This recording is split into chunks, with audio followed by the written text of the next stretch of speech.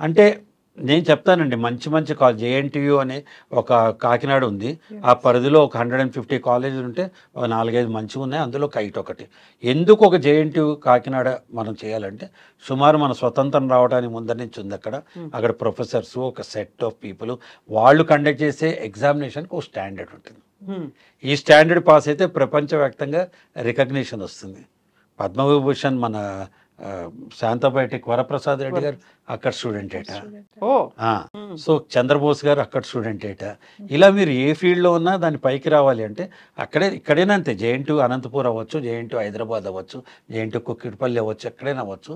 ఒక university తనుగా conduct చేసిన పరీక్షలు పెట్టితే ఆ పరీక్షల్లో మనం కష్టపడితే కానీ రాదు. అదే మనకి మనం పరీక్ష పెట్టుకుంటే అది మేబీ బాగానే ఉండొచ్చు, కానీ అవతల వాడు రికగ్నిషన్ ఏమాత్రం ఉంటుందో తెలియదు. పైగా ఈ కాలేజెస్లో, అటానమస్ కాలేజెస్లో చదివితే ఓ 10 ఏళ్ల తర్వాత అది మూసేయబడింది అనుకుందాం. ఈ పిల్లాడి భవిష్యత్తు ఏంటి, ఈ పాప ఏంటి, ఆ డిగ్రీ ఆ కాలేజే లేదు కదమ్మా ఇప్పుడు అని అడుగుతారు కదా రేపు వెళ్ళా. సో అంతే కదా, అక్కడ beauty of that university pre engineering అని చేస్తున్నారు.